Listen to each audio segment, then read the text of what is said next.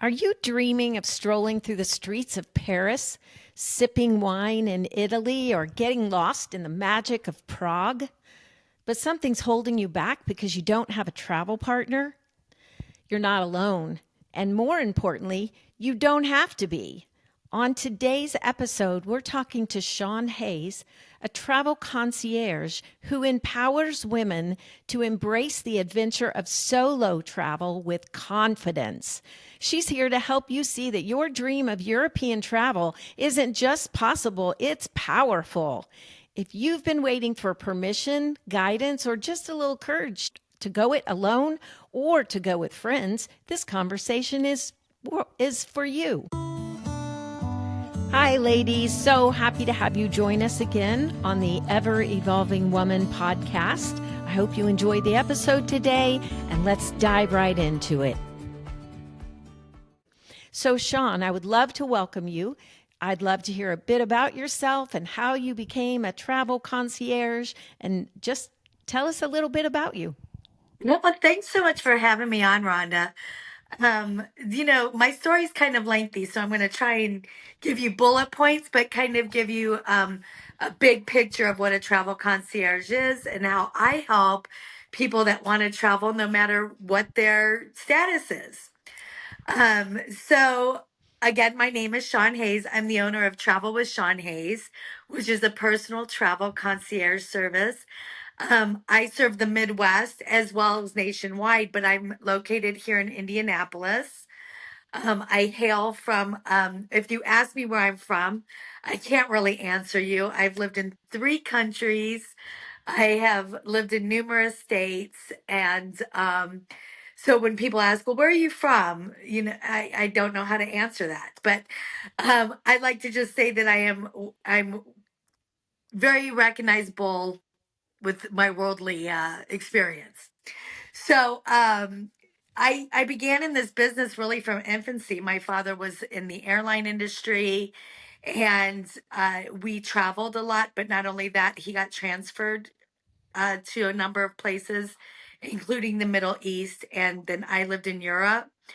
I went to college. And I traveled throughout my childhood and throughout my teenage years. And then I went away to college and decided I was going to be an interior designer. And that just kept me home too much. And so I decided to go in the airline industry, follow my parents' path, and know what I knew just from being raised.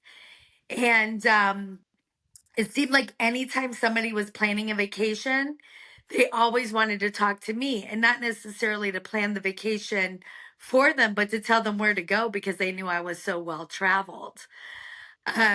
So once I got into the airline industry, I traveled again. And then as I got older and had children, I, decided that I wanted to start my own business. And the travel business is just what made sense.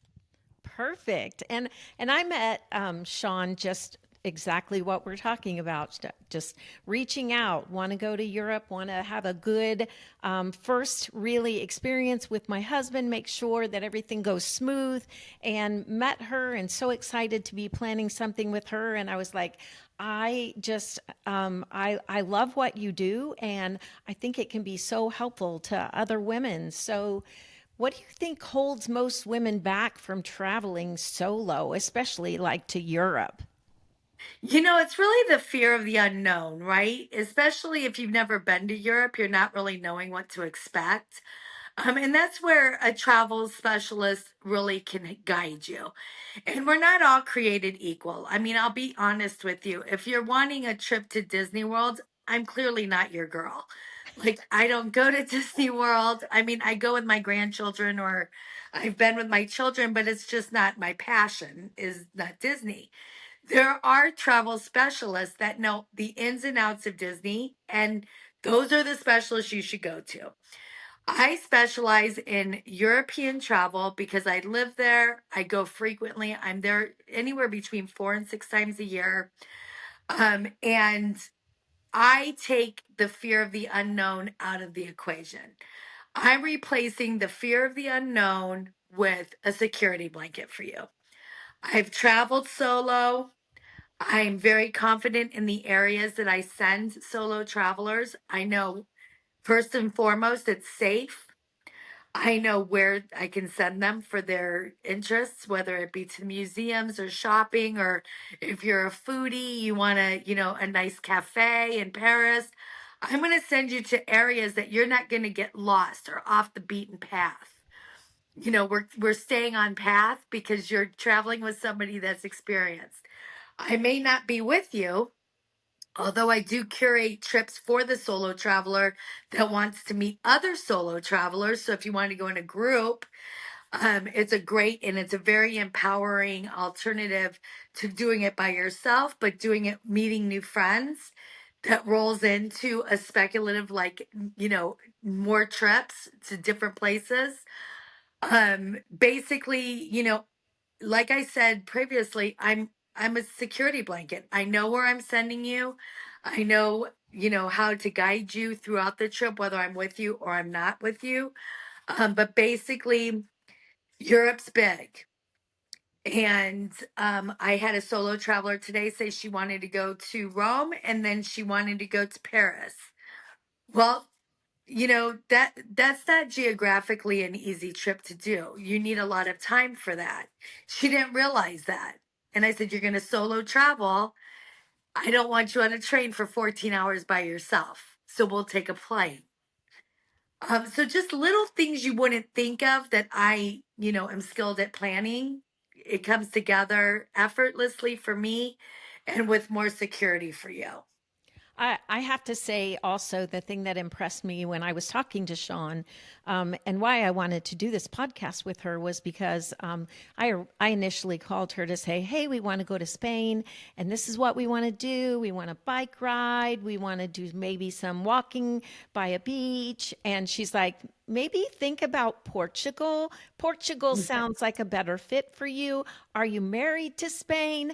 And I'm like, no, I'm not. Right. So super excited that she could listen to my dreams of what I wanted to get out of this vacation and what I wanted to see and suggest that there might be a better place for me to actually see what I'm looking for. So I was incredibly impressed with the fact, Shawn, that you were able to make those suggestions, and it just shows me the knowledge that you have about the European countries and what's there to see. So if you could, what do you think? Could you help women share? What do you think is the first step a woman should take if she's dreaming of Europe, but she's not sure where to start? What would you say? Where should she start? Yeah, so I would say it's pretty easy. Just give me a call. Let's have a conversation.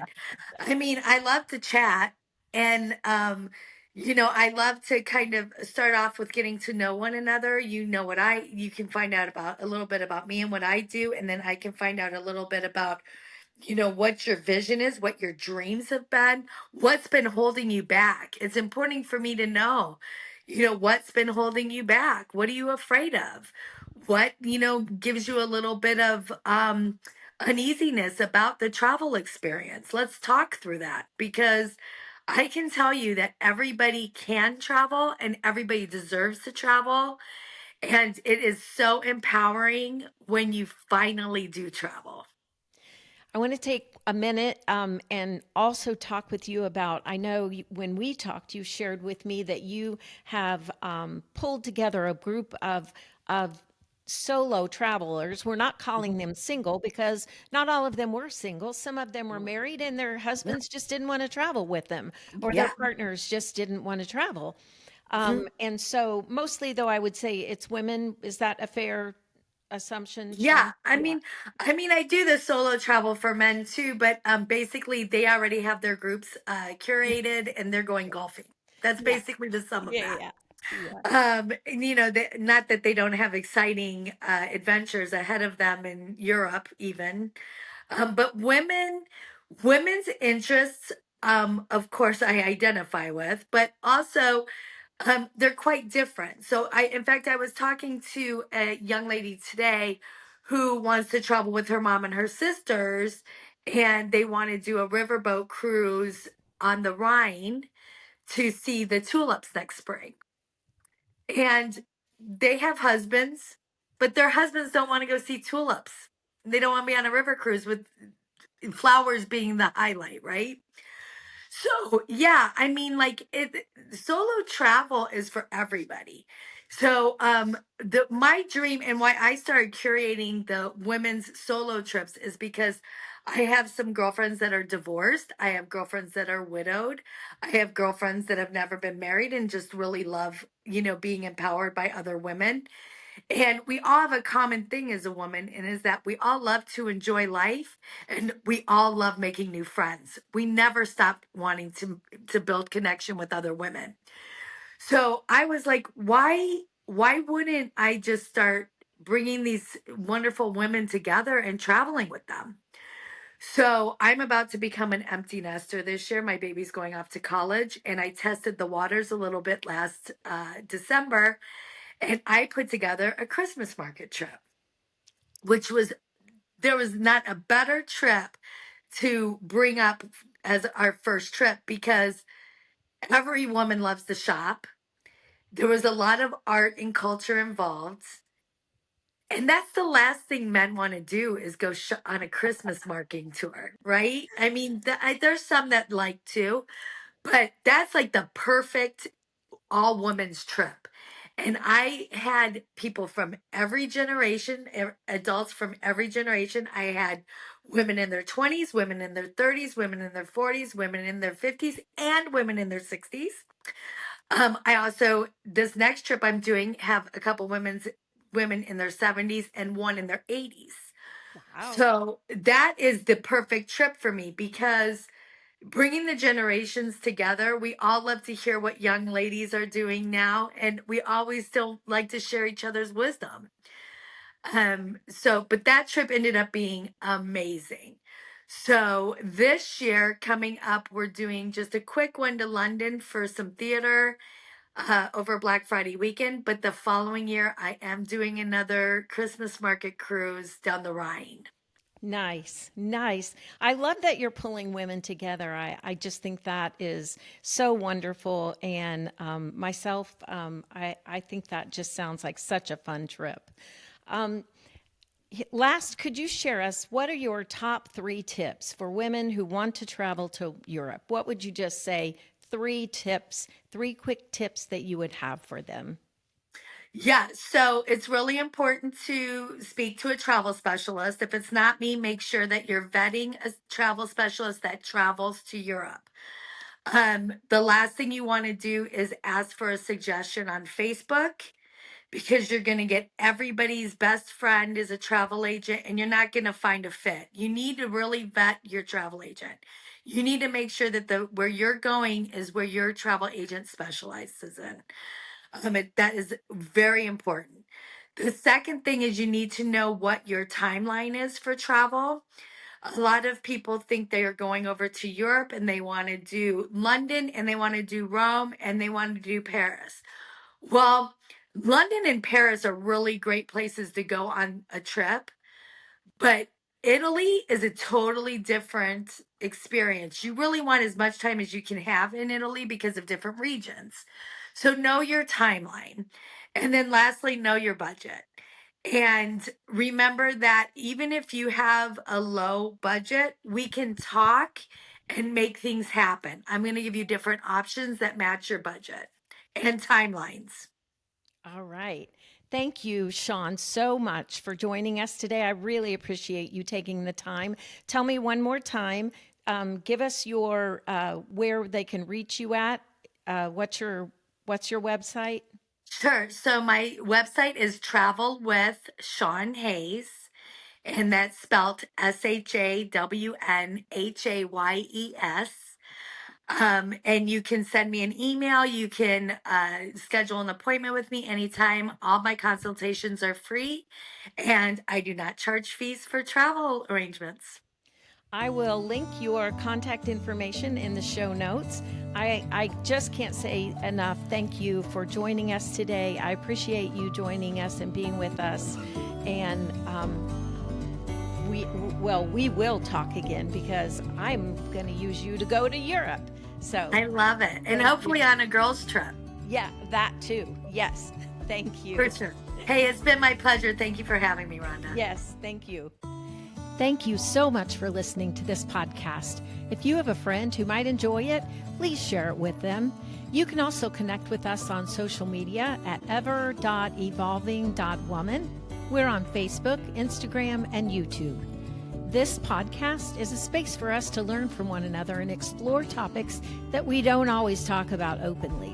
If there's a subject you'd like to hear covered, or if you have a topic you'd like to be a guest on the podcast to discuss, please let us know, and I'll do my best to make it happen. Thanks again for tuning in. I hope your day is filled with God's blessings.